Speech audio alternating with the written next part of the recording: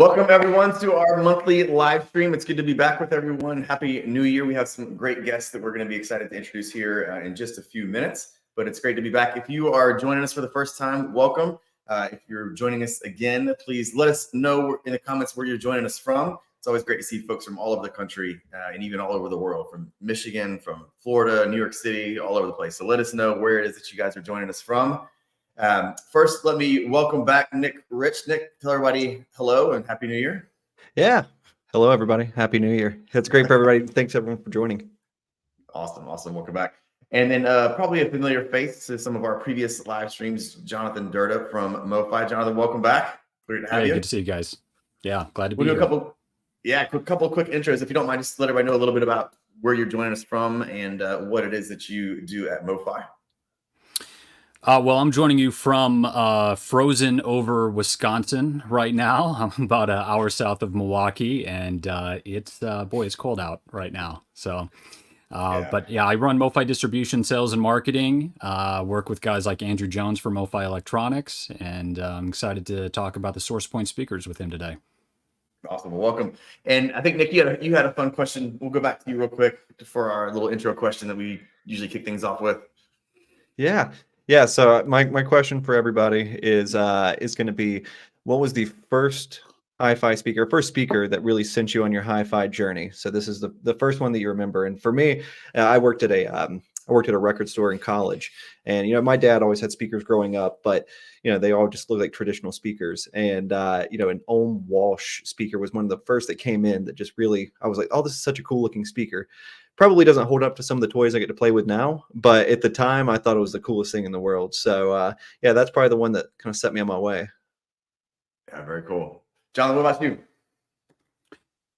Well, I grew up in a hi-fi shop. My dad owned a store in South Bend, Indiana, and in my bedroom, we were living in a little duplex, and my bedroom system was a pair of B&W 801s.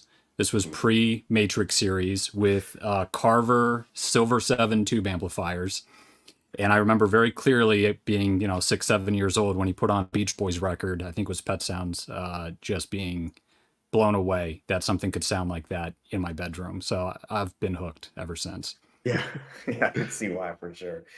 And joining us for the first time, Andrew Jones, welcome. Thanks for joining us today. It's great to have you. Great to be here. I'm looking forward to this. Awesome. Let everybody know where it is. I guess that you, for those who don't know, where you are joining us from.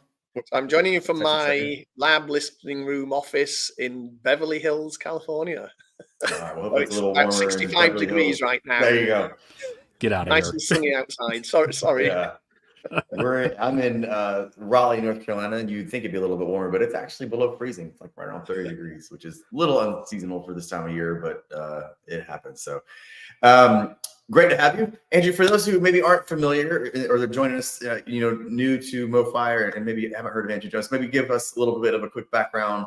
One, maybe the first, like Nick said, maybe the first speaker that really caught your attention, given that's sort of your wheelhouse. And then what it is that you do now at Mofi, and sort of maybe a little bit about the journey and how you got there.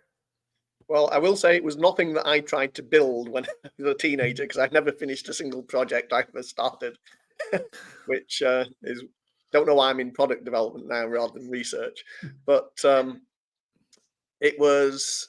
Someone commented on your Beverly Hills accent, by the way. I ended up with, the first revelatory listening experience was a friend of mine that I met at university, and he'd got quad ESL 57s driven by quad 33303 and a Decca London cartridge and a Unipivot pickup arm. And I'd never experienced, although I'd been passionate about hi-fi for since pre-teens, I never had the opportunity to listen to anything, and certainly not that good. We didn't have a hi-fi store in the town where I grew up. So that was an amazing experience, and never forgotten it. And as soon as I could, I bought my own pair of ESL 57s, which I still have back in England. But I bought an extra set over here to make up for that. There you go. Very cool. Before we dive in a little bit deeper, Jonathan, maybe why don't you share with everyone a little bit about what we are giving away here today? Yeah, to celebrate the new year, we're giving away a pair of Mofi Sourcepoint 8 loudspeakers designed by Andrew. So this is the follow-up and baby brother to the Sourcepoint 10s that we debuted last April. So a lot of the technology, pretty much all the technology that are in the Sourcepoint 10s, just taken down into a much smaller, more domesticated form factor. These retail for $2,750 a pair in the US. So we're gonna have a lucky winner today. That's right. That's right. Super excited. Thank you guys for providing this today. And then best question giveaway as well. Yeah, we just finished packaging the Joni Mitchell Blue Ultra Disc One Step. So this is our flagship record series. These retail for $125. So whoever has the best question today will get a promotional copy of that. Very, very cool. Thanks again for providing that. So if you have a question, go ahead and drop them in the comments. We'll get to as many questions as we can here in just a few minutes. And again, thanks guys for providing that. John, real quick, we'll start with you. Maybe for those who aren't as familiar with Mofi and don't know about Mofi, maybe you can share a little bit about the brand and then maybe some of the other brands that you guys work so closely with as well. Sure. So almost 10 years ago, we got a team of industry people together to start Mofi Distribution and Mofi Electronics. So I help manage the distribution side where we represent brands like Quad, which Andrew just mentioned, among many others, Hi-Fi Rose, which Audio Advice is a great Hi-Fi Rose dealer, one of the first to bring that on. Solid steel equipment racks from Italy. We have about 18 brands, so we're not going to talk about all of them today.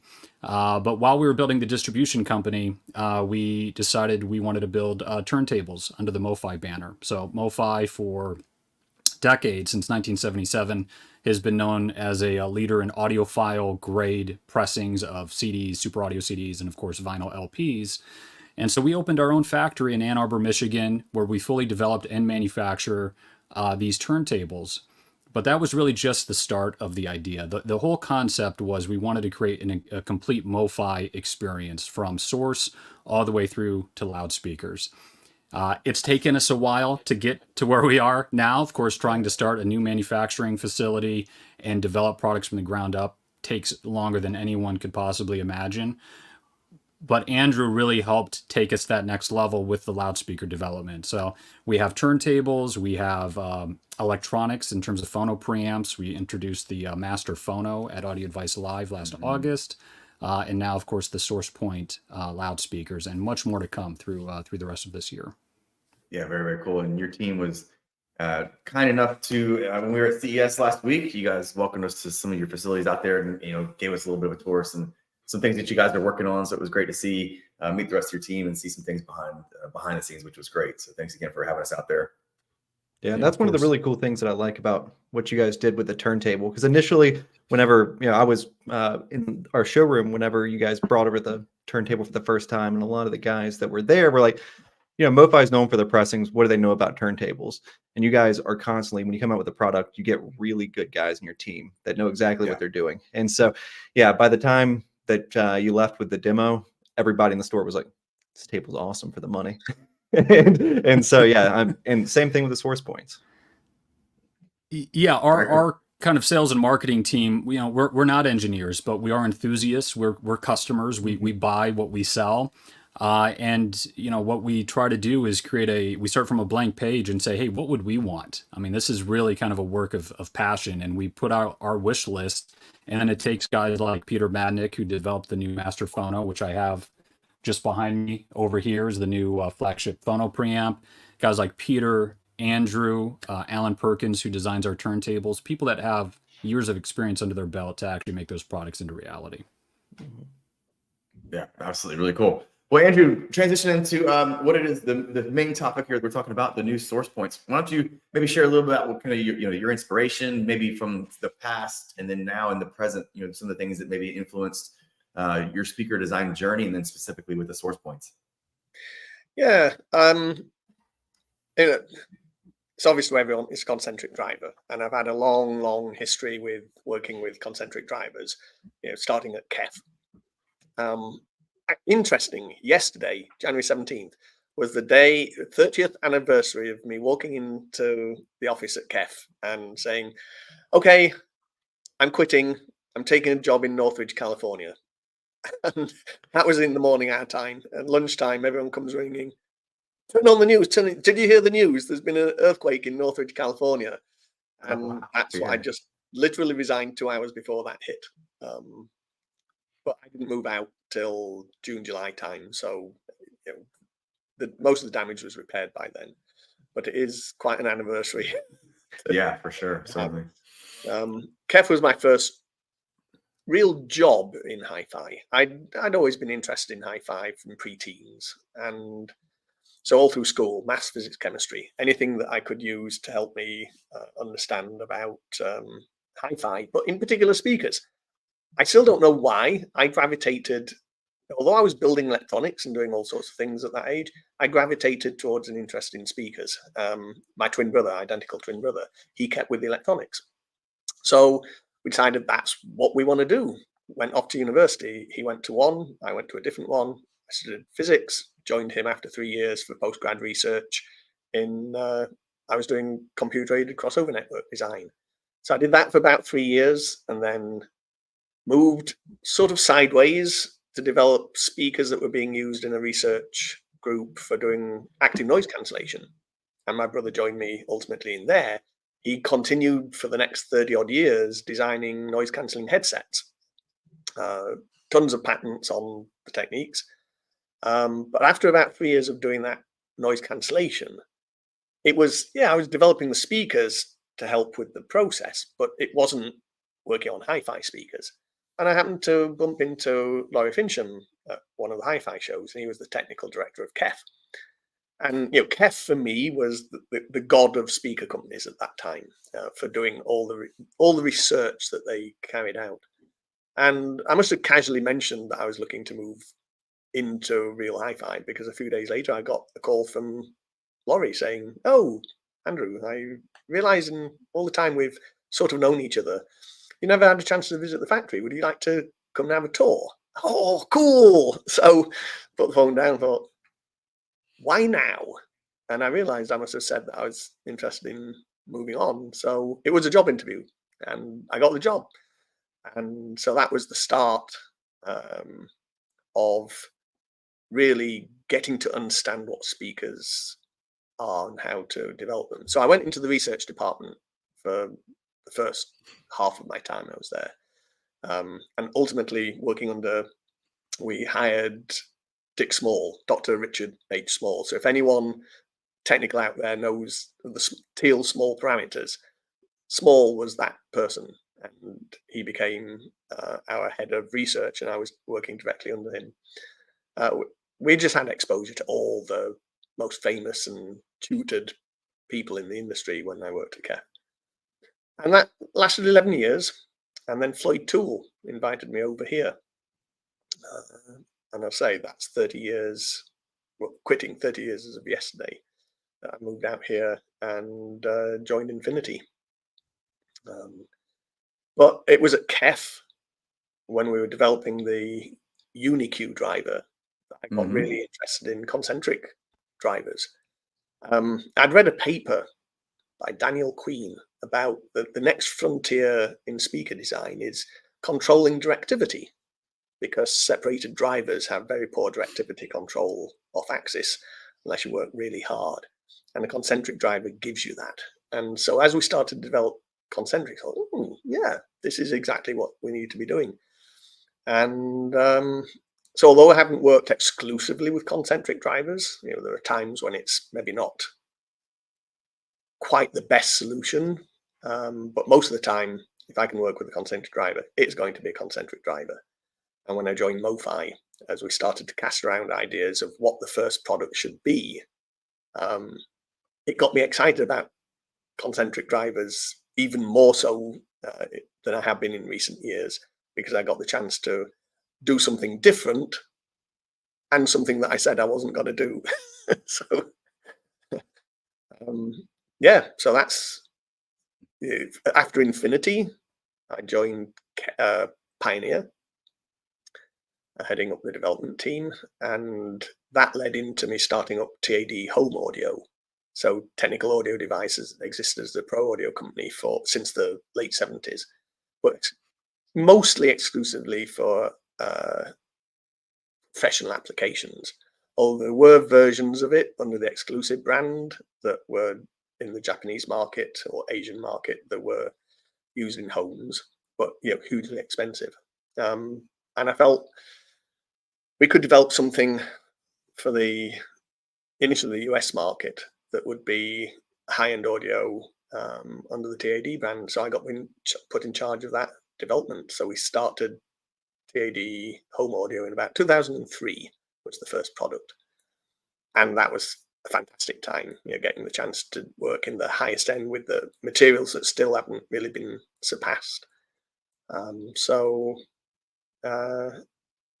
That was another learning experience. The technologies that I had access to play with when working with the Pioneer Corporation.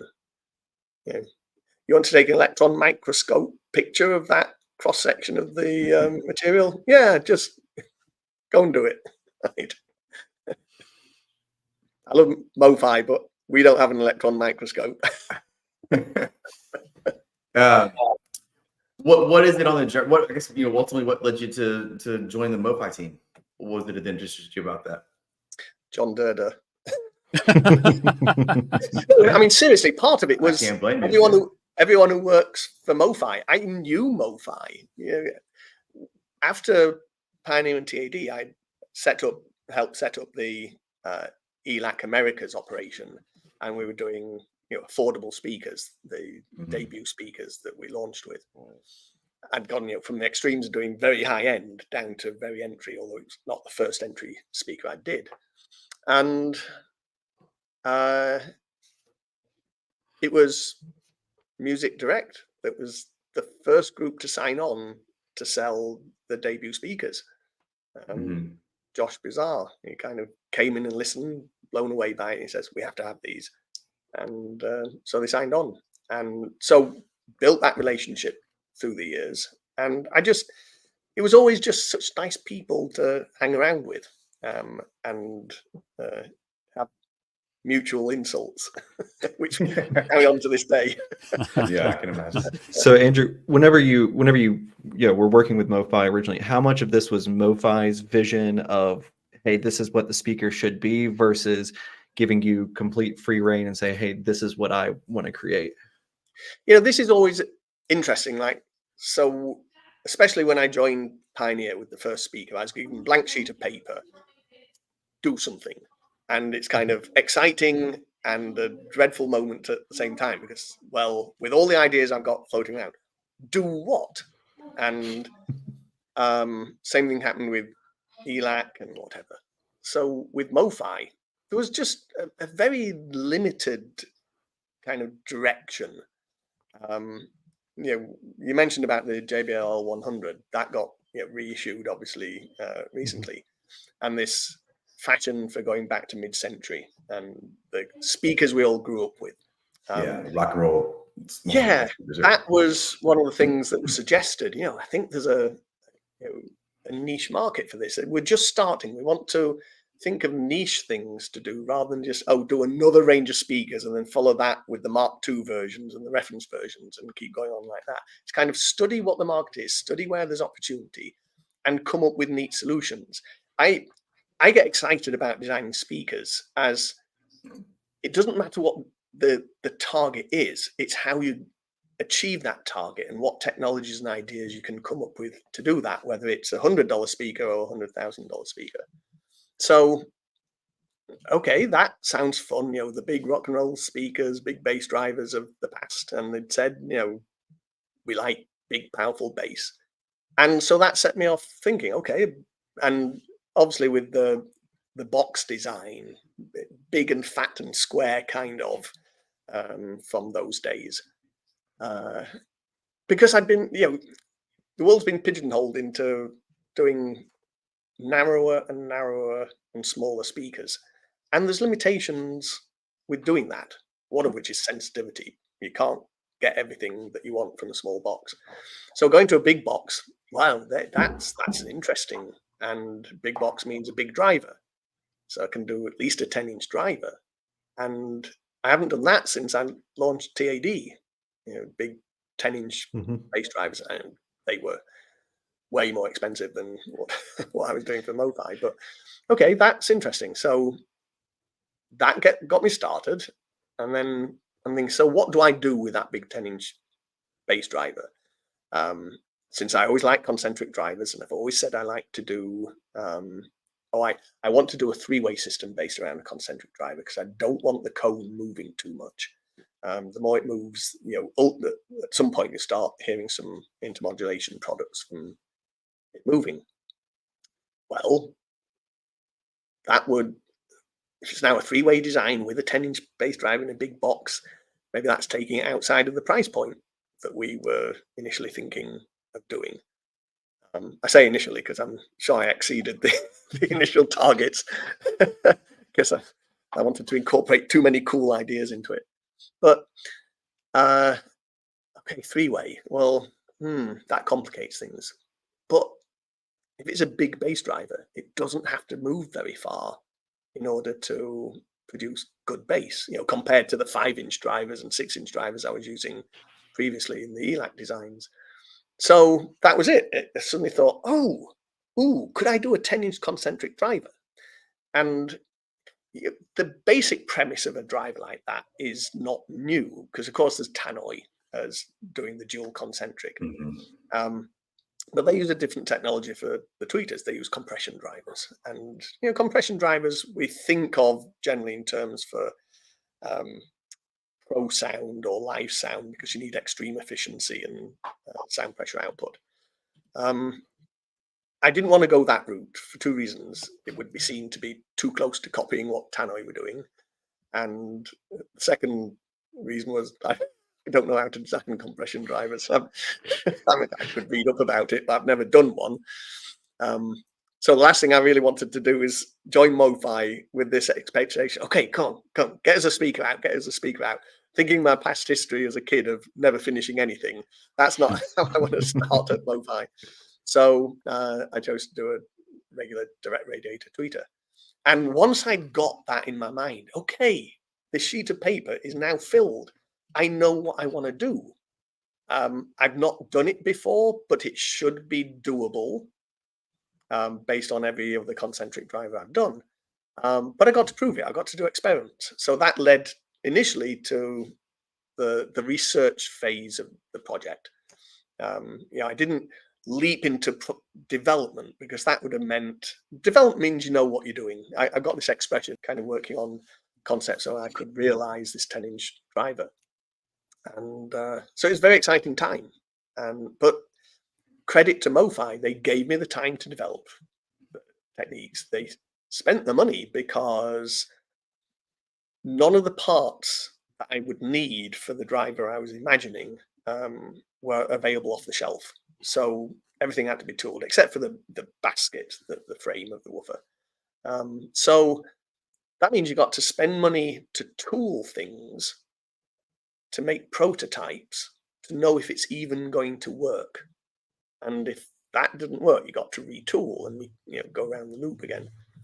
But we committed to doing it, and that Sourcepoint 10 driver is the result of it. And when I first got that prototype driver and started measuring it, this is actually performing pretty close to what I was hoping I could get out of it. And so just a few tweaks, and built a listening sample. And it's when I first started listening to it, I thought, this is different. This is different from what I've done before. This is interesting. And so then that led into being able to go into doing the full development and productionize it. So I see a couple of questions here, if you guys don't mind. No, jump in. On materials. I think there was one gentleman who was asking Gary, why paper pulp cones rather than other materials? I know that's a question you get a lot, and you just mentioned TAD, where you're dealing with electron microscopes and beryllium that's grown in a lab. But here we are using a very traditional material. When I joined Infinity, the very first speaker I did, the Prelude, had a mixture of polypropylene and paper cone drivers. And the traditional people at Infinity were throwing a fit over this, that we're Infinity. We're always known for coming out with the latest technologies and cone materials and blah, blah, blah. You can't use paper. I'm going, yes, I can. Paper still has application in the right manner. If you've got an application that needs certain parameters, paper can meet that extremely well. So with this, I look back and think, yeah, we were doing a kind of a 70s speaker. And so the materials I've used for the driver, paper and silk cloth, sound like old tech.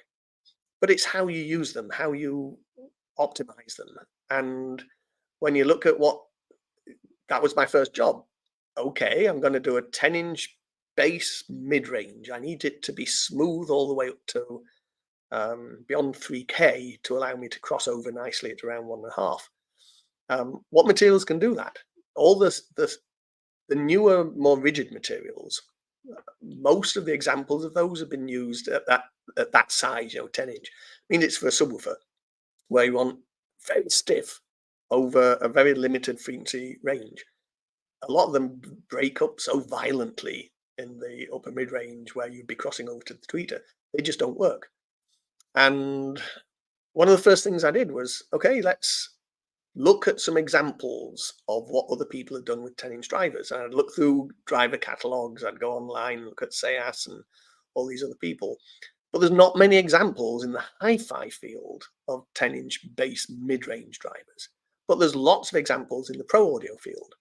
So I switched to looking at pro audio drivers. And in my mind is, if I can just find one example that works smoothly beyond 3K, then I know it can be done. So if it can be done, maybe I can hopefully do it myself. And so I bought a sample, checked it out, and yes, it matched what their specifications said. So now I had to develop my own cone. And out of all the materials, it was a paper cone that gave me that property. So that's what I continued to work with to develop. And I had to develop my own cone profile for the particular application I needed and to the right shape to act as a waveguide for the tweeter. So there were properties beyond it just being a base mid-range unit. The special properties you need when you're doing it as a concentric. So we had to tool that up and play with the pulp and try it out. But that's why I chose paper, and it works superbly well in this application. Yeah, I think a big misconception that people have is that paper's cheap, and they're like, "Oh, well, that's cheap. It's not a 10-inch beryllium woofer that you're going to put on there." And they're they think that it could possibly sound bad, but it's paper's light, it's rigid, it does a good job as a cone if applied correctly. It's rigid, and then in the area where it needs to be damped, and it depends on. Paper sounds so generic as an expression. A paper pulp, there's lots of different ways of mixing the fibers, additives. You can put short glass strands in it, you can put Kevlar fibers in, you can air dry it over a single-sided former, you can compress it between two formers. It's the way you process the paper and the way you create the pulp that gives you the ability to play. And so although it's an old tech, it's still sophisticated. I think people don't realize that getting the right mix in a paper cone driver is not straightforward, and you can vary the properties quite considerably by what you use as the pulp and how you process it. Yeah. Were you going to say something, John? Yeah, there seems to be a thread of real world kind of install questions here. And I'd like to read this one because it has one of my favorite speaker terms. Mark is asking, the Sourcepoint 8 has 2 rear ports, but doesn't come with bungs to plug one or both ports to tune the bass to the room. Do the speakers always sound best with both ports open? And just along those lines, Andrew, both the 10 and the 8 have rear ports. And there seems to be a few questions about, hey, what size room and how close to the wall can I do this? So if you could ask the bung question and what kind of room they're intended for. Yeah, I was funnily enough, this morning, finally watching Erin Hardenson's latest video about having measured the KEF, measured the ELAC and the Wharfdales and plotting responses and talking about how close you could put them to the wall. And, the KEF having this greatly shelved down response before it ultimately rolls off. But the point being, it loses 6 dB of mid bass, right, compared to what I've chosen to do. And this is a choice. And yeah, we came up with a special sort of bass alignment for a bass driver when we were at KEF, which sort of did that. It shelved down before it rolled off. And the idea was, the closer you get to the wall, the more bass reinforcement you get, especially with vents at the back. And therefore, should you roll off the bass so that you make deliberate use of the rear wall or front wall? That's another argument we can get into. What do you call the rear wall? Is the rear wall behind you? Or is it the rear wall, the wall that's behind the speaker? We could argue that for a long time. So the closer you get to the wall, you get bass build-up. And so if you deliberately shelve down the bass, you're onto a winner. And that has implications right from the outset. Choices have implications. There's talk about, a lot of my speakers are relatively insensitive. 85 dB typically for the bookshelves. And, there's no way around the physics of designing speakers, especially for the low frequency performance. You've got this lock of 3 parameters: bass extension, box size, and efficiency. And you don't have the freedom to have everything that you want. You can pick 2 of them independently. The third one will be given to you by the physics. So if you want efficiency out of a small box, you don't get bass. No matter what people say, you don't get deep bass out of them. And so you can go extreme with one of the parameters and then have to work with the other 2, or you can, massage it around. So when I was doing the ELAC speakers, because they were supposed to be affordable speakers, entry-level speakers, you want a decent bass extension because you don't want, as a newcomer to audio, have to play around with a subwoofer in a 2-channel system. It's not easy to do, and it's extra cost. You're buying cheap speakers, now you've got to add a few $100 at least for a subwoofer. That seems wrong. So I made sure they had bass extension, and the box size is whatever was an acceptable domestic size for an entry-level 5-inch speaker or 6-inch speaker. So that then tells you can't have high efficiency unless you cheat on impedance or high sensitivity. A lot of people cheat on impedance. They don't tell you. They say compatible, 8-ohm compatible. That has no definition, accepted definition of what that means. And some of them will go down to 3 ohms. That is not an 8-ohm speaker. So if you want to stay true to a specification, then there's a limit to how low you can let the impedance drop. How you measure sensitivity apparently is up for grabs. The idea of putting calibrated microphone 1 meter away from the speaker, or the equivalent of putting in 2.83 volts and saying, it produces 85 dB. Some people get adventurous and say, well, it's a pair of speakers in a room. No, that's not the agreed definition of speaker sensitivity. If you use those numbers, you can claim a marketing advantage, but you're not actually getting a performance advantage. So I stayed true to that. But if we go back to that comparison to the KEF, or any speaker that is deliberately shelved down before it rolls off to account for the wall, because you don't have, in that region, which defines the overall system sensitivity, you can say, let the wall do some of that low bass so that I can get some more mid-band efficiency, and it'll still come back to flat because I've used the wall. And so in that manner, you can get a higher sensitivity than you would have got otherwise, especially when you're using a small driver like a 5-inch driver. So it's all down to the physics of what you can actually do, and the choices you make within that. And so with the 10-inch driver, I was finally, and it's a big box. Yay, big box means I can get both higher sensitivity and good bass extension and good output capability in the bass. So now I can get a very easy impedance to drive and 91 dB. I could have maybe said 93 dB and 4 ohms dipping to 3 at a minimum, but I didn't want to do that.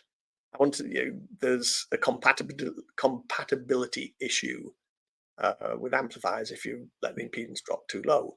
So I thought, we'll get a mix still of a good high sensitivity, but an easy impedance and a decent bass response. And then it becomes compatible with a wide range of different amplifiers, and particularly tube amplifiers. Bearing in mind that going back to the 70s and stuff, and lots of people might be wanting tube amps with a high sensitivity speaker, then it met that target goal. So What is I'll ramble. So I'm now getting back to, so it's rear-vented. And yeah, sure, if you get it too close to the wall, there'll be a lot of bass. Now, I deliberately put 2 vents on so that you could have a choice of tuning. We didn't supply a vent with it, but a sock or a tennis ball. Grab the foam ball from your dog, stick that in one of them. When you got 2 vents tuned to a certain frequency, in this case, somewhere around 45 hertz, if you plug one of them, it'll tune half an octave lower. But you can't have it tuned lower and have bass sensitivity out of it. So in that low bass, let's say below 60 something hertz, by blocking up one of the vents, it'll now tune to about 35, 36 hertz, but at maybe 3 to 4 dB lower level. But the wall will make up for that. So if you do want to have a difficult room where you're having bass problems, block off one of the vents, and it work perfectly well doing that.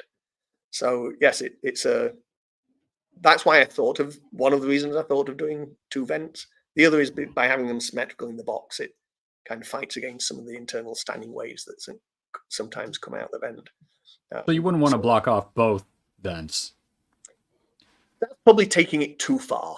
That would be an very overdamped bass.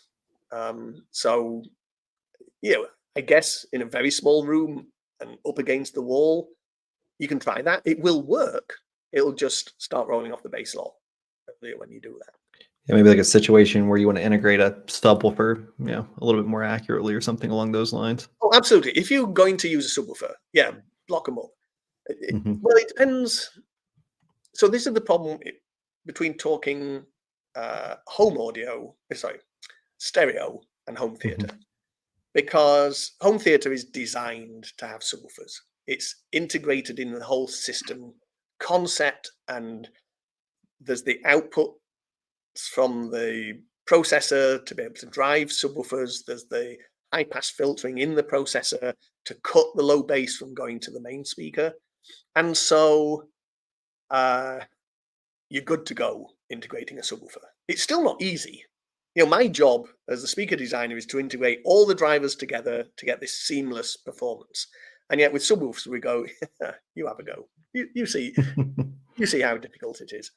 But in a stereo system, most stereo systems don't have a subwoofer output. They certainly don't have high pass. They might have a second set of preamp outputs, but they rarely have a high pass filter. So how to integrate a subwoofer with a speaker in a regular stereo system means that if you were getting into, there's 2 aspects about what a subwoofer gives you. It gives you bass extension, and it gives you bass output capability that your satellites don't have.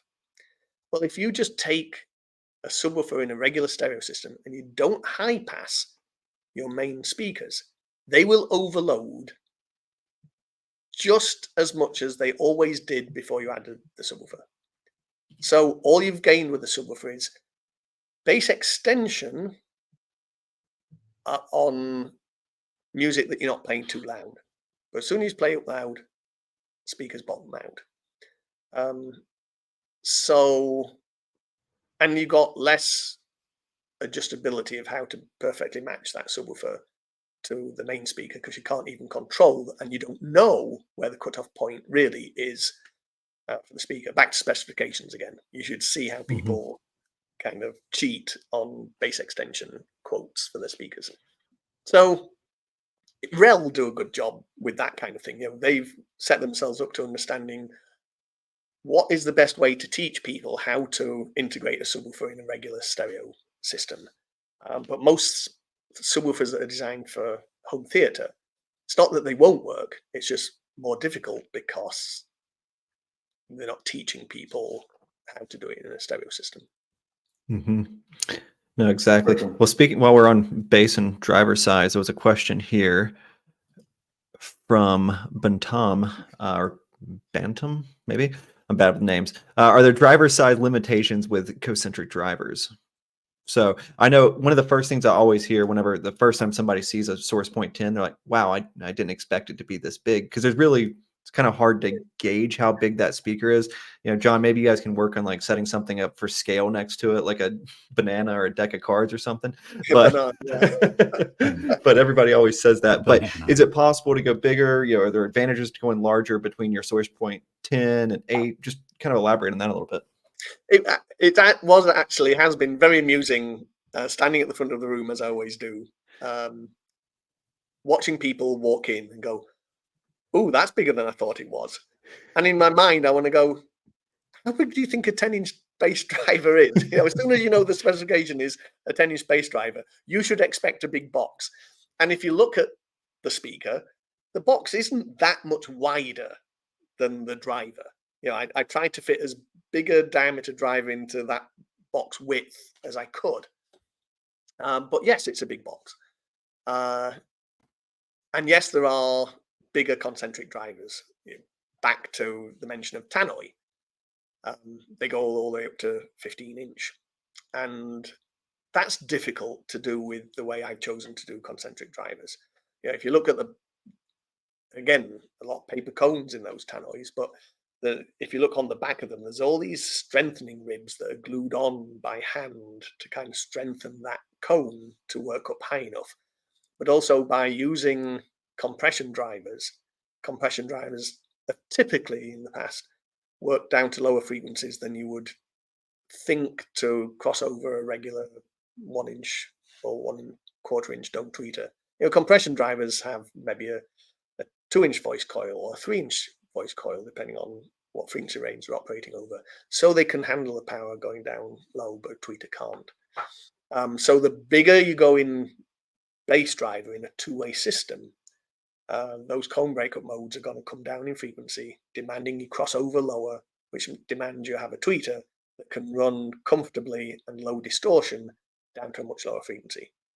And so 10-inch was so far, let's say, I'm not going to say I will never again, not after now doing a two-way concentric, but that was the limit I felt I was comfortable with, having not ever developed a concentric driver even that big. I wasn't going to push myself to do it bigger. What would it take for me to be able to go further? That would be something to think about and do research, but it's nothing I've committed to. That has to be one of those things that I work in between projects, kind of. You have to be doing ongoing research, which is long term. And ideally, that research means I've thought of something, I prototyped it, it looks like it would work, put it on the shelf. So next time we have a development project, you look at what's on the shelf and you go, oh, that prototype, that actually worked. Now let's productionize it. It's very bad news to go, I think this might work. When did he want it? 6 months' time. Yeah, okay. Let's cross our fingers. Not the way to do it.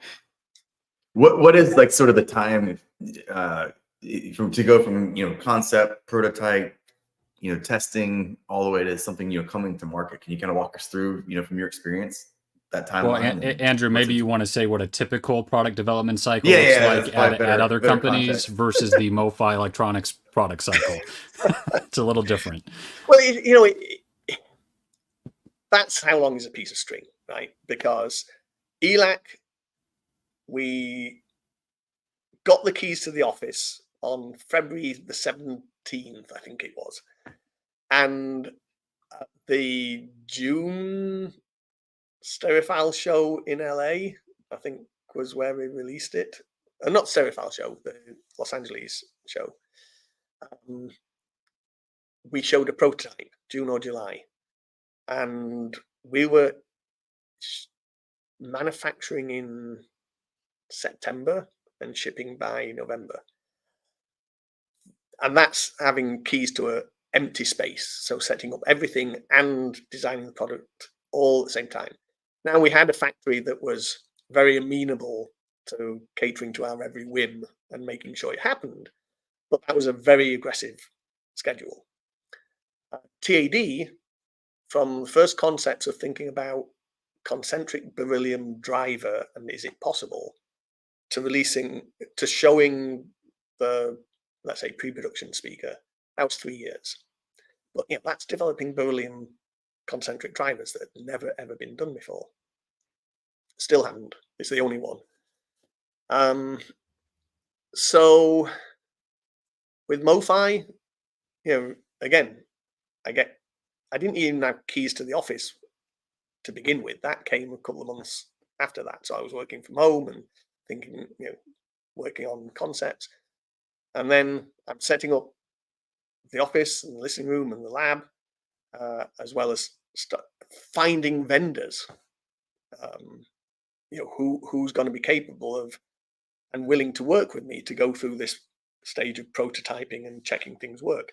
So that was a rather long process. So I started around late January 21, I think. Yes. Yeah. Sounds about right. There was a period of time there where where no one knew where Andrew was after you had off the grid. I'd left departed your ELAC, previous but hadn't gig. told anyone. I joined Yeah. Mofi and hadn't told anyone. And then suddenly I pop up. We decided to make the announcements. So starting from zero without even knowing what the concept was that we would do, that was January 21. We were in the market. Did we show it what was the first showing? Was it Axpona? Axpona. Yeah. Yeah. So that was 2022. Oh no, I'm sorry. No, it was Capital Audio Fest, November Audio of Fest. 22. November 2022. 2022. Yeah. Yeah. So, and that showing was when it was close to production. I mean, it was all, there weren't any changes much after that. So, 2 years for that. But then Sourcepoint 8 came along much quicker because it was a development of something that already worked on. And of course, whenever you're developing variants of something or of some technology that you've already established working, then the follow-ups can come quicker. But every time you're trying to think of something new to do, then you need time to work on it.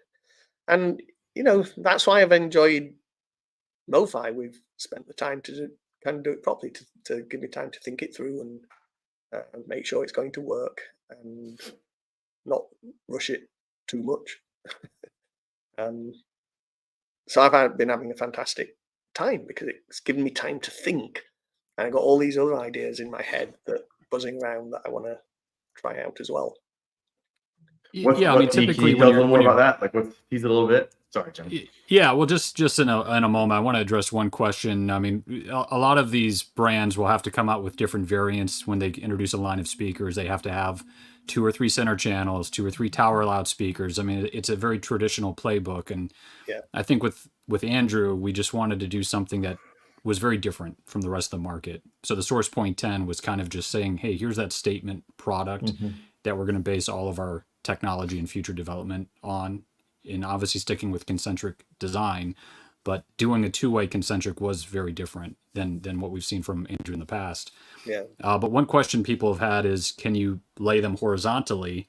So we didn't have to develop a dedicated center channel. There are people that use Sourcepoint in home theater systems, and because it's a concentric driver, you can flip it horizontally and use either a Sourcepoint 8 or 10 also as a center channel loudspeaker. So you can very easily it mount works across the superbly. front. You know, concentric drivers, by their very nature, are identical radiation pattern in every direction. So very uniform, orientation doesn't matter. When you do it as a three-way, there's some compromise to a small degree between doing it vertically and horizontally, because you've got a separate base driver. So above the crossover point between the woofer and the concentric, then it's uniform pattern in all directions. But in that crossover region, it is not, and it still works better vertically than horizontally. But with this, with it being a two-way, there is almost no measurable difference in any direction. So it's a two-way concentric is absolutely the best choice in that respect for a center channel. And because center channels, it's one of these things that as speaker engineers, we're required to do things that in our heart we know this is not the way to do it. And center channels are almost exactly that, because we've always chosen vertical arrays of drivers because the widest range of listening positions is in the horizontal plane. So you need the best off-axis performance horizontally, and you can tolerate to some degree worse performance in the vertical direction. It'd be good to have no compromise there, but if you're going to have to compromise with regular space drivers, you put the compromise in the vertical direction. And what do we do with a center channel? We say we can't have it stood up because it blocks the screen. So we need something that's wide and not very tall. So can you put two base drivers and a tweeter in the middle, which compounds the problem? And you go, really? You do it because that is the only solution that works. You can't even get one big enough base driver and a tweeter because it becomes too tall. So you use two smaller base drivers, or maybe four and a tweeter, and all those multiple drivers are compromising your horizontal performance. So in fact, as I was developing the Sourcepoint 10, a lot of my early listening, I had it on its side for the simple reason that I didn't have a short enough stand. And so sometimes, well, what process did you use to develop this speaker and listen to it? Well, I had to put it on its side because I didn't have the right height speaker stand. That sounds a horrible reason for designing something, but I didn't have any short speaker stands. So by putting it on its side, it lowered the center point of the speaker about 4 or 5 inches. And also because the speaker, a lot of people don't realize the speaker does actually angle slightly backwards. It's straight for about 3 inches, then it angles in. And when you sit it on that angle, which is about 3 degrees, and you sit it on the right height stand, then it's back, the tweeter's back on the right axis for your ears. And so I listened to it like that, and I used to show it off to people like that. And I love that look, even for a stereo system. It takes me back to a speaker from my youth that I always liked, which is the Gale company called, Gale that made the turntable, but they made the speaker, the 401C with these chrome end caps. Beautiful artistic design. And that was a cabinet that was wider than it was taller on a nice chrome stand. So I was loving it that way.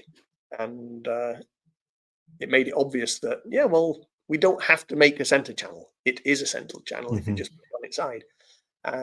We even have an extremely well-kept secret of this little painted block of wood that's angled appropriately, that if you put it on top of your speaker stands and then turn the speaker on its side, is now correctly oriented to listen to, or it becomes a puck underneath the speaker if you put it on your credenza for using it as a center channel. That's awesome. Yeah. Yeah. We're stood all three of them up vertical behind an acoustically transparent screen. We can get past all of it. But we do have another interesting question. I know we only got time for a few more. But this one, so not really speaker related as much, but I always like these kind of questions. So what's your favorite tracks you use for using playback when designing speakers? Do you have like a demo track that you kind of go to say, hey, the speaker's got it, or this one doesn't have it?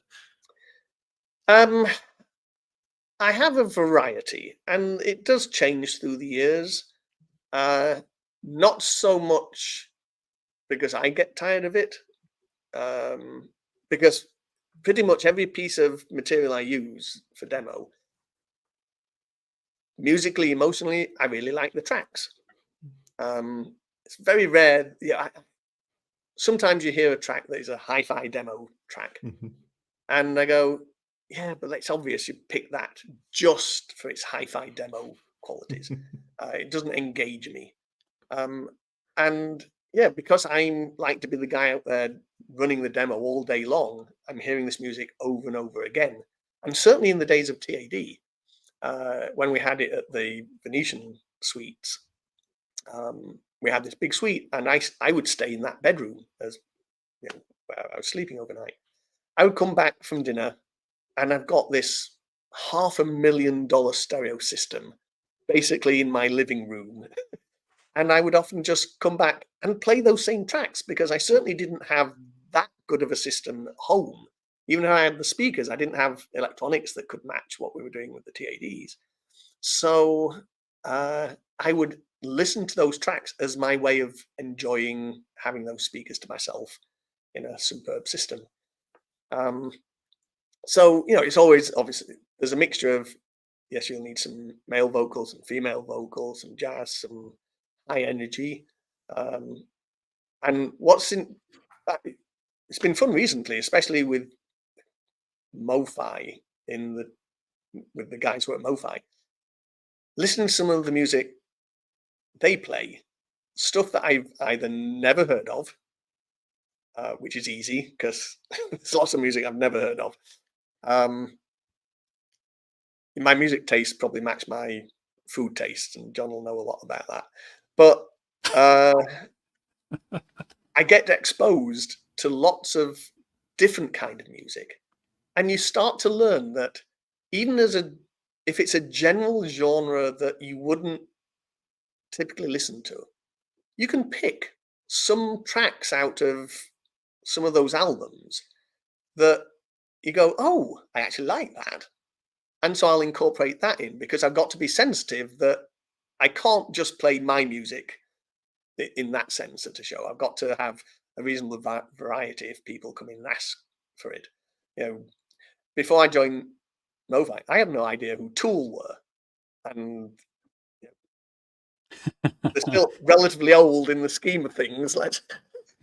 Andrew, I think the very first time I heard you do a demo, I was thinking like you were saying something, that we would all expect to hear at a hi-fi show. And I think it was Sia by Dead Mouse. Dead Mouse. Thank you, John. It escaped me for a minute. And I saw walking on like, this is not what I was expecting, but it was a fantastic demo, which is awesome. So I appreciate you always kind of like, expanding the bounds of what we're typically used to hearing at these type of shows.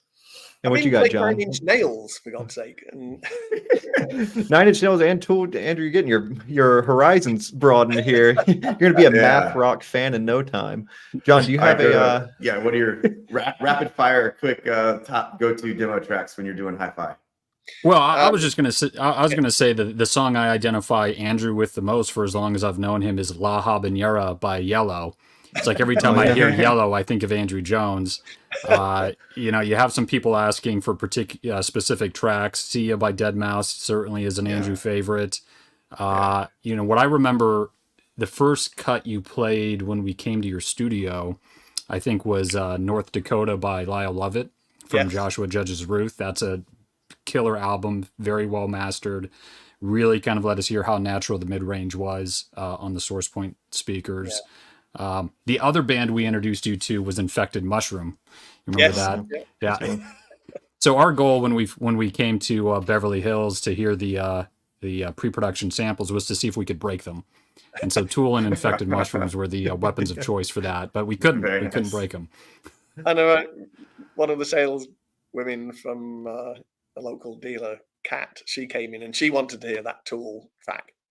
And she was rocking away and said, turn it up, turn it up. And I was just blasting it out so loud. And we didn't manage to break the speakers. Interestingly, we didn't really break our ears either. One of the cool things about when you get a system right, you can play it loud without it going, that's hurting my ears. I mean, technically it is hurting your ears. You shouldn't do it for too long. At least you get temporary threshold shift. There was as an aside, there was a story from a professional audio magazine years back in England. This studio that had grown up on an industrial estate that had been changed into a housing estate. So they used to play, obviously, the music loud in the control room as they're mixing and go into the wee small hours. Fine when it was an industrial estate, but now they started getting complaints from neighbours to the city council of this loud music that they could hear through the middle of the night. So they sent a representative from the council to find out what was going on. And the engineer, very clever, he said, why don't you come in and get a tour of the studio, listen to what we do, then you can go outside and listen to see how loud you think it is. So they just blasted the music so loud, he got temporary threshold shift. When he went outside, he couldn't hear the music. He didn't know what the neighbours were complaining about. I've never heard that term before. No. Temporary threshold shift. No, but I feel like it's my new mantra for life. Well, let's see here. So we have, believe it or not, we've flown by a whole hour. I think, Nick, how many questions did we get through? Just a couple? We got through a few, but there's some really good ones in there. And Andrew, I wish that everybody could explain questions as deep as you could in these. They were really, that was a lot of great information. Yeah, a lot of folks, appreciated the dropping the knowledge and really kind of unpacking the whole process. So thank you for doing that. It was very interesting. I do see a question we're asking the difference between Sourcepoint 8 and Sourcepoint 10.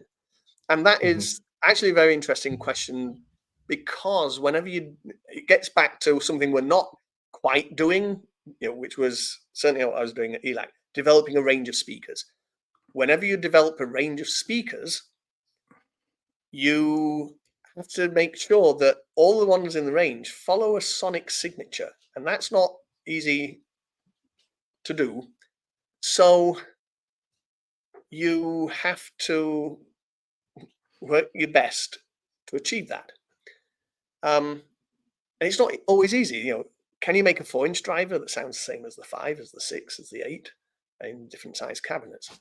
So with Sourcepoint 8, I was going to face this challenge. It's going to be a mini-me version for all the people who said, oh, I didn't think the speaker was that big.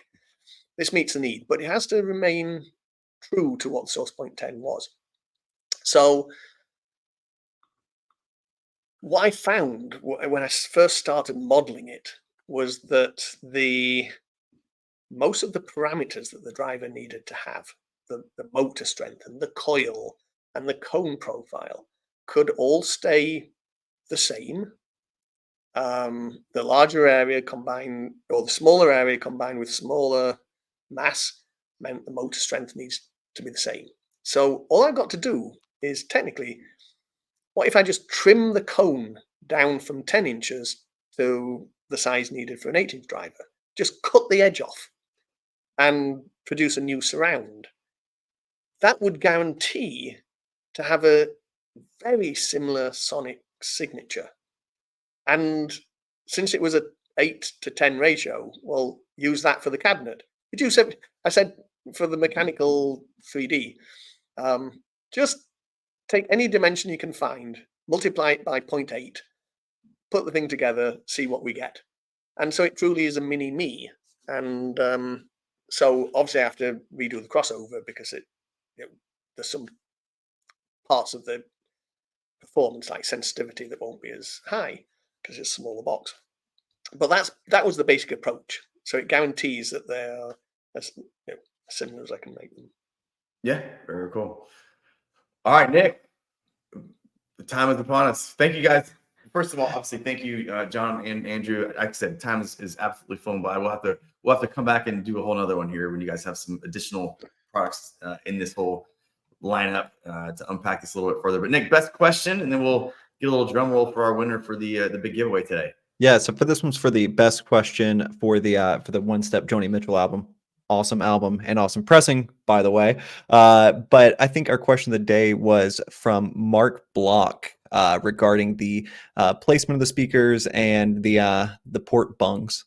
So, I think that one's I think that's our winner for today. So Mark, shoot us a message and we will we'll mail you over your know how to block the ports. Was that it? yeah. But like I said, you're gonna love that album. So enjoy it.